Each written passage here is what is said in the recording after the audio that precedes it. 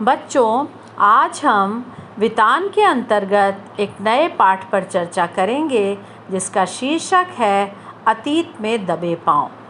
ये ओम थानवी की रचना है और ये एक यात्रा वृत्तांत है जिसके माध्यम से उन्होंने सिंधु घाटी की सभ्यता का वर्णन किया है। ये सभ्यता विश्व की प्राचीनतम सभ्यता है जो कि 5000 साल पुरानी है। इस पाठ में हम इसके दो महान नगर मोहनजोदड़ो और हड़प्पा के विषय में जानेंगे। मोहनजोदड़ो का अर्थ है मुर्दों का टीला। तो ये पाठ मोहनजोदड़ो और हड़प्पा की बारीकियों को हमारे सामने प्रस्तुत करता है जो कि वर्तमान में पाकिस्तान में है। अगर हम इसकी विशेषताओं की बात करें तो सिंधु नदी के किनारे बसा हुआ था। मैदान की संस्कृति थी। पूरा शहर छोटे मोटे टीलों पर आबाद था। टीले प्राकृतिक नहीं थे, सिंधु नदी के पानी से बचाव के लिए बनाए गए थे। यानी अगर नदी का पानी बाहर आ जाए तो घरों में प्रवेश ना कर पाए। नगर नियोजन की अनूठी मिसाल थी यह सभ्यता। ग्रिड शैली में पूरा नगर बसा हुआ था। इस पर हम आगे चर्चा करेंगे। 200 हेक्टेयर क्षेत्र में फैला था। आबादी लगभग 85,000। यानी उस समय ये आज के महानगर की परिभाषा को लांघता होगा। तो इन विशेषताओं के साथ हम इस सभ्यता को और आगे जानेंगे। अगर हम सिंधु घाटी सभ्यता की बात करें तो 1922 में राखाल दास बैनर्जी जब वहाँ बौद्ध स्तूप का अध्ययन करने आए जो कि 25 फुट ऊंचे चबूतरे पर बना है, 26 सदी पहले की ईंटों से। उस पे भिक्षुओं के कमरे भी हैं।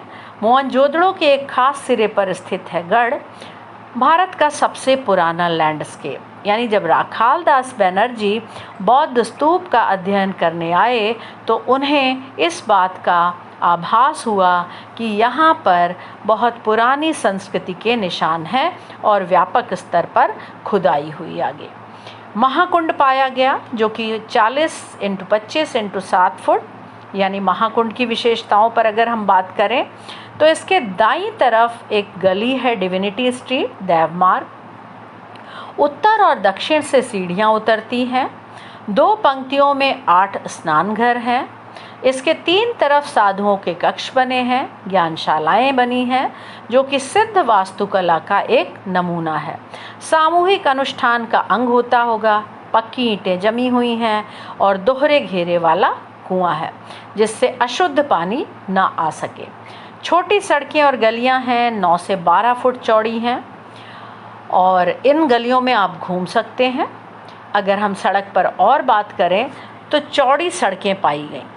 शहर की मुख्य सड़क फर्स्ट स्ट्रीट डी के क्षेत्र में, यानी जो खुदाई हुई उसके आधार पर, क्षेत्रों के आधार पर नाम दिए गए जिनके अंडर में खुदाई हुई। तो बहुत लंबी सड़क है, अब आधा मील बची है, चौड़ाई 33 फुट। 2 बैलगाड़ियां एक साथ आ जा सकती थी। ये सड़क मुख्य बाजार तक जाती थी। बस्ती के भीतर जो अभी सड़कें हमने देखी, छोटी सड़कें 9 से 12 फुट चौड़ी होती थी। सड़कें भी आड़ी हैं या सीधी है, यानी ग्रिड प्लान के अकॉर्डिंग। ब्रासीलिया या चंडीगढ़ और इस्लामाबाद ग्रिड शैली के शहर माने जाते हैं, लेकिन फिर भी ये उतने उन्नत नहीं थे। जो ईंटें वहाँ पर पाई गईं, जिनसे इमारतें बनी हैं, वो पक्की हैं, आकार में एक जैसी हैं और मिट्टी के रंग की हैं। एक ही आकार की ईंटें 1, 2 और 4 के अनुपात की। कहीं अनगढ़ पत्थर, कहीं कच्ची पक्की ईंटों का प्रयोग भी दिखाई देता है। अगर हम कृषि की बात करें तो उन्नत खेती होती थी, व्यापार होता था। पहले ये कहा गया था कि ये सभ्यता कृषि और सभ्यता नहीं थी, लेकिन बाद में ये सबूत मिलने के बाद सिद्ध हो गया कि ये खेतिहर और पशुपालक सभ्यता थी। रबी की फसल उगाती थी, कपास, गेहूँ, जौ, सरसों, खजूर, खरबूजा, लोहा, पत्थर, तांबा, यानी बहुत कुछ वहाँ पर होता था। नगर नियोजन यहाँ की बहुत बड़ी विशेषता मानी जाती है। सुव्यवस्थित नगर नियोजन। कोई घर मुख्य सड़क पर नहीं खुलता, मुख्य सड़क से सेक्टर के भीतर, फिर घर की गली में, फिर घर में। हर घर में एक स्नान घर है। ढकी हुई नालियाँ भी यहाँ की विशेषता हैं। घर छोटे भी हैं, बड़े भी हैं, लेकिन सब एक कतार में। शैली भी, बनावट भी एक सी है। आकार 30x30, कुछ दुगुने हैं कुछ तिगुने हैं, एक बड़ा घर है उपासना केंद्र।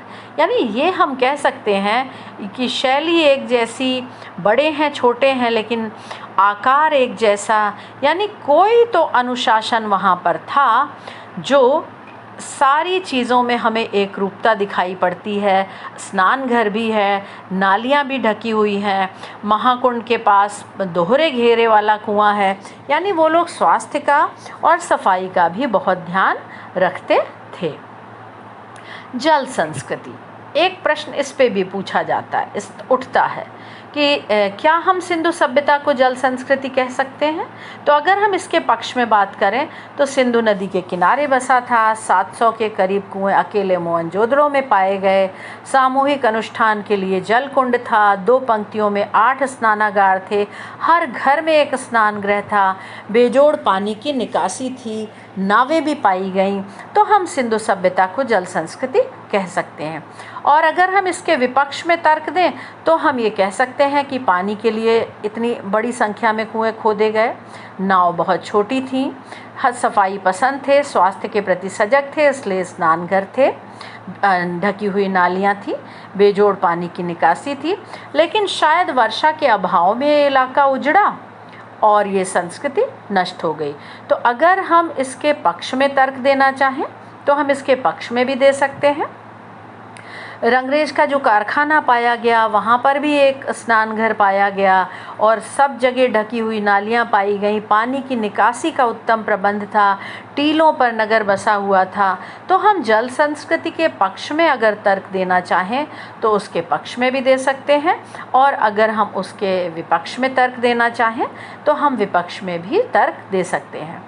वहाँ के लोग स्वास्थ्य के प्रति सजग थे, सफाई के प्रति सजग थे, सौंदर्य बोध उनमें था, कला को महत्व देने वाले थे।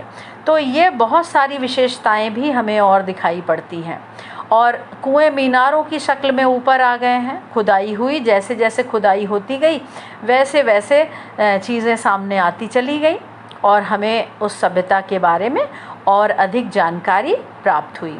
तो जल संस्कृति के पक्ष या विपक्ष आप दोनों में ले सकते हैं। अगर हम कुओं की बात करें तो ये पहली ऐसी संस्कृति है जो कुओं को खोदकर धरती के जल को प्राप्त कर पाई, है ना। और जब खुदाई हुई तो कुएं मीनारों की शक्ल में धरती छोड़कर बाहर निकल आए क्योंकि खुदाई हुई है। वहाँ पर विशाल कोठार भी पाए गए, कोठरी का बड़ा रूप जहाँ पर कर यानी टैक्स के रूप में जो अनाज इकट्ठा किया जाता होगा वो जमा करते होंगे। 9 चौकियों की 3 कतारें हैं, यानी 3 पंक्तियों में कतारें, 3 पंक्तियों में चौकियां हैं जो कि उनकी सुरक्षा के लिए। बैलगाड़ियों के प्रयोग के भी प्रमाण मिले, अभी चित्र में भी बैलगाड़ियां दिखाई पड़ी। ढुलाई के लिए आवागमन होता होगा और हड़प्पा में भी ऐसा ही कोठार पाया गया। अब हम बात करते हैं कि खुदाई में क्या क्या चीज़ें मिली। काला पड़ गया गेहूँ, तांबे और कांसे के बर्तन, मोहरें, वाद्य, चाक पर बने विशाल मृदभाण माने मिट्टी के बड़े बड़े बर्तन, उन पर बने चित्र, चौपड़ की गोटियाँ, दिए, मापतौल के पत्थर, बैलगाड़ी, तांबे का आईना यानी सौंदर्य के प्रति सजग थे, खिलौने, मनोरंजन के लिए 2 पाटों वाली चक्की, कंघी, मिट्टी के कंगन, रंग बिरंगे पत्थर के मनकों वाले हार, पत्थर के औजार व मूर्तियाँ, केश विन्यास यानी सुंदर हेयर स्टाइल, सुइयाँ, गुलकारी वाला दुशाला, नर्तकी, दाढ़ी वाले नरेश की मूर्ति, सबसे ऊपर सुघड़ अक्षरों का लिपि रूप। तो ये इन विशेषताओं पर हम बात करते हैं कि औजार पाए गए लेकिन हथियार नहीं पाए गए। नर्तकी की मूर्ति, उसके जोड़ की मूर्ति इस समय उपलब्ध नहीं है। दाढ़ी वाले राजा की जो मूर्ति पाई गई वो भी बहुत छोटी सी थी, उसके सिर पर बहुत छोटा सा मुकुट था। और गुलकारी वाला दुशाला, गुलकारी या फुलकारी पंजाब की तरफ कढ़ाई होती है और वो सुंदर कढ़ाई वाला दुशाला यानी कपड़ा भी पाया गया। सुइयाँ पाई गई छोटी और बड़ी, जिनसे कालीन या दरी की बुनाई की जाती होगी। और सबसे ऊपर सुंदर अक्षरों का लिपि रूप, जिन्हें पढ़ने वाला अगर कोई हो तो हम और बहुत कुछ जान सकते हैं। अब जो चीज़ें वहाँ मिली हैं वो आप देख सकते हैं। मोहरे या ठप्पे, दाढ़ी वाले राजा की मूर्ति जिसके सिर पर मुकुट छोटा सा। आभूषण हैं पत्थर और मनकों के आभूषण, आजकल फिर इस तरह के ट्रेंड में चल रहे हैं। तो ये सारी चीज़ें खुदाई में मिली हैं, तरह तरह की मूर्तियाँ मिली हैं। उसके साथ ही मिट्टी के बर्तन भी मिले हैं, तांबे के बर्तन मिले हैं जिन पर सुंदर चित्रकारी है, और बड़े बड़े बर्तन भी मिले हैं, है ना, तांबे के बर्तन भी मिले हैं। तो अगर हम इनकी मुख्य बिंदुओं पर अब चर्चा करें, इन्हीं पर सारे प्रश्न बनते हैं कि ताकत के बल पर शासित होने की जगह आपसी समझ से अनुशासित थी। जैसे मैंने अभी चर्चा की कि औजार पाए गए लेकिन हथियार नहीं। तो ताकत के बल पर नहीं शासन होता था, आपसी समझ से, कि एक समरूपता दिखाई पड़ती है, ग्रिड शैली में बने हुए घर हैं, सुव्यवस्थित नगर नियोजन है।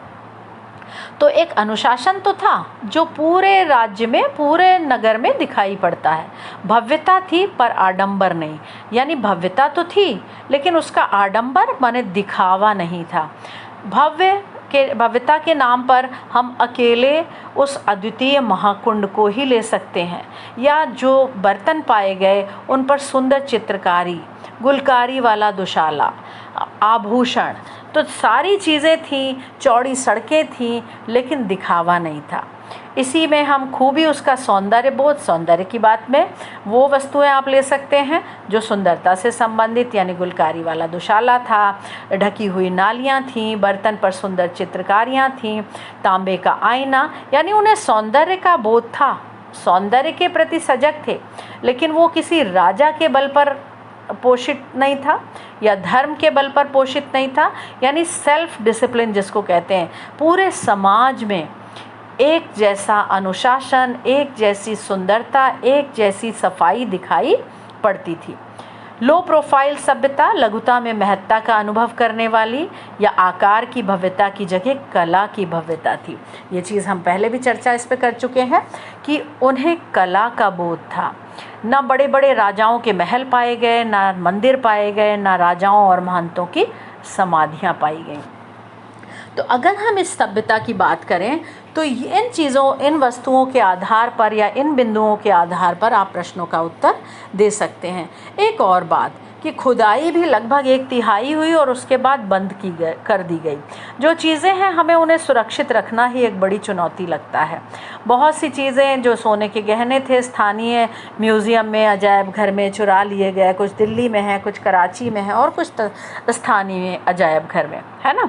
तो सभ्यता बहुत सुंदर थी, बहुत अच्छी थी, बड़ी भव्य थी, लेकिन धीरे धीरे वो सभ्यता कैसे विनष्ट हुई, अगर हम उनकी लिपि को पढ़ पाते तो शायद हम उसको और ज़्यादा समझ पाते, लेकिन अफसोस कि उसे पढ़ने वाला ही कोई नहीं है। तो बच्चों, मैं उम्मीद कर रही हूँ कि ये आज की चर्चा से आपको और क्लियर हुआ होगा, चैप्टर पाठ और समझ में आया होगा। अगर आपको कोई दिक्कत लगे तो आप पूछ सकते हैं। आज की चर्चा हम यहीं समाप्त करते हैं। धन्यवाद।